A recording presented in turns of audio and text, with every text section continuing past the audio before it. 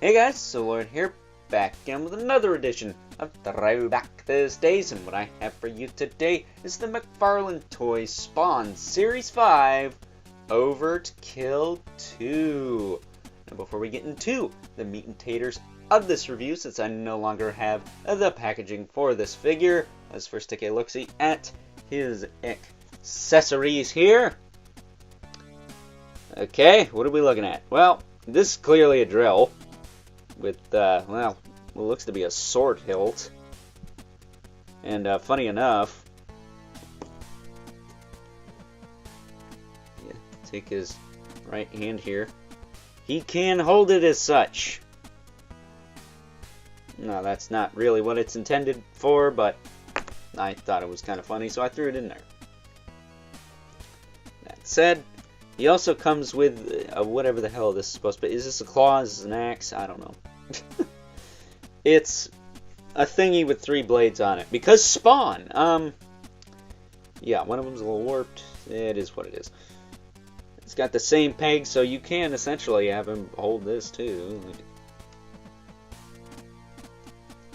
So, but again, that's not what that's meant for. Because his other accessory is actually his hand here. His hand does unplug from here, a la Trapjaw. Too bad these can't store on him, a la Trapjaw, but if you take the hand, fist, I should say, plug it in there and wind this up,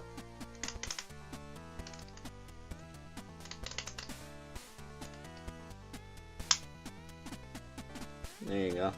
That means you're done, that loud pop. And you press the trigger on his elbow there.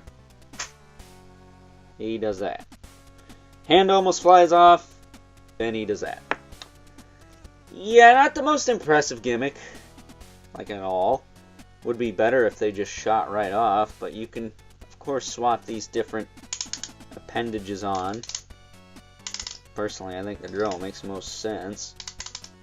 But to each their own. There you go. And press the trigger. Yeah, it's pretty lame. It doesn't spin like you would hope it would. I mean, it is a Spawn figure from the mid-90s. What do you expect? Hopefully nothing great.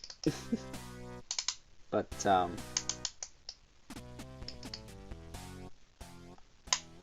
there you go. And press it again. That one actually got a little bit more movement out of it, so I don't know. Maybe this is the intended piece, but taking all that stuff off. Nowhere to put it on the figure. I would have liked maybe a backpack or something to store those on, considering that Overtkill really doesn't look like this very often. With the exception of the new one, which is meant to be comic accurate, I don't know if this one necessarily is. Not to mention, Overtkill is usually known for laser cannons and rockets, not so much crazy drill hands, you know what I mean? But again, I haven't read every issue of Spawn ever, so I could be wrong. So let me know about that in the comments below. But as far as vintage Spawn figures go, and the ones I've reviewed on this channel, we'll say go, this one is by far the cheapest. This thing feels like cheap shit. And considering the fact that, what, the year before we got that Malbolgia figure, and figures that did not feel like that, like Bad Rock's a good example. A big bulky figure that doesn't feel super cheap by any means. In fact, he's quite hefty. This guy feels like cheap shit. That's probably my main gripe with this figure, is that he is hollow, ABS through and through, with the exception of maybe this arm. This might be a rotocast arm or something. I don't know, even this feels like it's 2 halves glued together. He just feels like cheap shit, dude. And that kind of sucks, because he looks cool. But he feels so cheap and hollow, I can't say I'd recommend him for that reason and that alone. That said, his musculature, while he is proportionate, we'll say, as far as a character like this is concerned, His muscles feel a little bit pinched in areas, like his arm here. I feel like it's bulky enough. It just feels like the meat on the outside is a little bit sharp. Same with this muscle here. It feels a little sharp.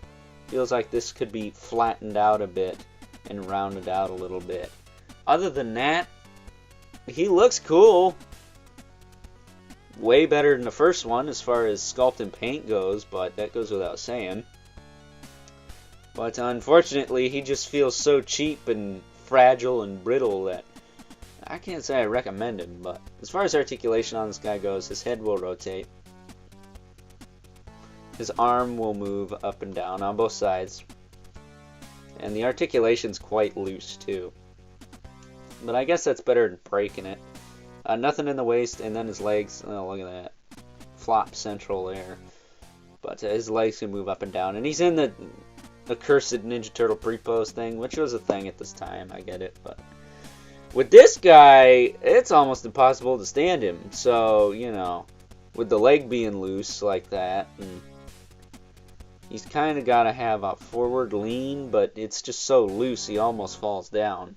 So, you know, if you're into that pre-post thing, fine, but it's really affecting the overall stability of this figure, like, a lot. Because the legs are so loose, and they probably made them loose because they're so damn brittle. So, yeah, I don't care if this is a vintage Spawn figure or not, this thing sucks. Compared to its predecessors and even figures from this wave, I mean, Viking Spawn doesn't have this problem.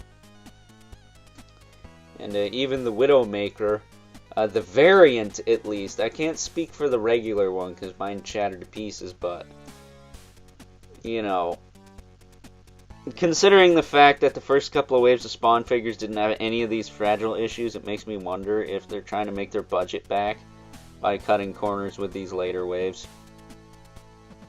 And even then, you know, the manga Spawn stuff, while it has its issues, I don't think it had the issues this stuff had. At least not this hollow, cheap feeling shit. This sucks. Like, this thing feels like a dollar store toy, not a collector toy, collectible toy, or even a toy made for kids at this time. So, you know, it's kind of silly to knock an old figure, but comparing an old figure to other old figures, I think it's pretty much justified at that point, because again, Malbolgia, good example. Even the Violator I looked at a couple of weeks ago does not feel as cheap as this. It's cheap, but not this cheap. It at least had some PVC elements to it other than some glued on parts. Trying to think. We've looked at quite a few vintage Spawn figures. You got a lot of the stuff from the first two waves again, like Angela, Spawn 1. Who else have we looked at? We looked at the Violator, who's just a bendy, but again, doesn't really feel cheap. Ninja Spawn, Spawn 2, She Spawn, Clown 2, Redeemer, Curse. I guess if anything, this guy's more like Cygor. But even then, Cygor, I don't know. I feel like Cygor felt a little bit better than this. He felt a little bit heavier.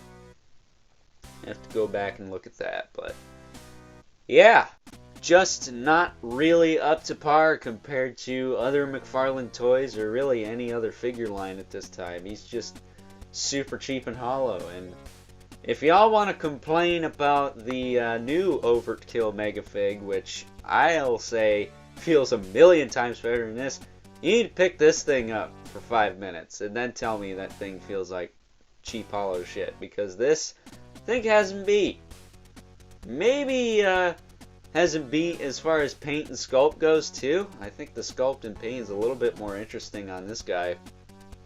But as far as overall quality, yeah, I think the new one, not too bad. So with that being said, let's now move on and take a look at some size comparisons. First up, here is Overtkill 2 next to his Spawn Series 1 counterpart. And while this figure may not be perfect, particularly in the paint department, he weighs a hell of a lot more than his Spawn Series 5 counterpart. That's for damn sure. Next up, here he is alongside his Spawn Universe Megafig counterpart, and as far as the cheap shit feeling contest is concerned, yeah, Overtkill 2 has this guy beat by a landslide. And last, but certainly not least, we have our two regulars, the Mythic Legion's Brother Mandibulus. Okay, live at Spawn as usual, towers over everyone. But you guys know damn well that even if Overtkill 2 here was taller than good old Al Simmons, he'd still get promptly wrecked, right? He always does! So with that being said, time to wrap things up, some final thoughts. Overall, and of all the vintage Spawn figures I've taken a look at on this channel anyways, thus far, poor old Overtkill 2 here is by far the absolute worst. While he has a very strong sculpt and paint, let's not knock him for that, the overall quality of this figure is absolute shit. I mean, again, if you're gonna talk crap about the new Megafig from the Spawn Universe line, get a hold of this guy for 5 minutes, then tell me that still feels like crap. Because I think this guy has that thing beat in spades. As far as I'm concerned, the best Overtkill figure we've ever gotten, as far as quality goes, is the first one. He feels heavy, he feels chunky, he feels like you could throw him at a wall and he won't disintegrate.